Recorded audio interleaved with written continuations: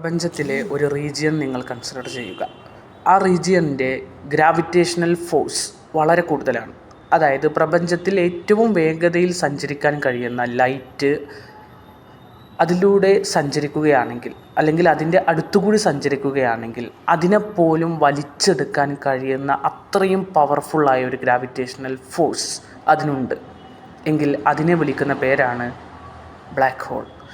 ആ ബ്ലാക്ക് ഹോളിൻ്റെ ഗ്രാവിറ്റി എന്ന് പറയുന്നത് വളരെ കൂടുതലായതുകൊണ്ട് തന്നെ നമ്മൾ അതിൽ ട്രാപ്പായി പോവുകയാണെങ്കിൽ അതിൽ നിന്നും നമ്മളെ രക്ഷപ്പെടുത്താൻ ആർക്കും തന്നെ സാധിക്കില്ല. കാരണം ഒരു പ്ലാനറ്റിൻ്റെ ഗ്രാവിറ്റേഷണൽ ഫോഴ്സിൽ നിന്നും, അല്ലെങ്കിൽ ഒരു വസ്തുവിൻ്റെ ഗ്രാവിറ്റേഷണൽ ഫോഴ്സിൽ നിന്നും എസ്കേപ്പ് ചെയ്യാൻ ആവശ്യമായ വെലോസിറ്റിയാണ് എസ്കേപ്പ് വെലോസിറ്റി. അതായത് നമ്മളെ സൂര്യനെ ചുറ്റി നമ്മളെ എർത്ത്, അതേപോലെ തന്നെ മാഴ്സ്, അങ്ങനെയുള്ള പ്ലാനറ്റുകൾ എന്ത് ചെയ്യുന്നുണ്ട്? സണ്ണിന് ചുറ്റും റിവോൾവ് ചെയ്യുന്നുണ്ട്.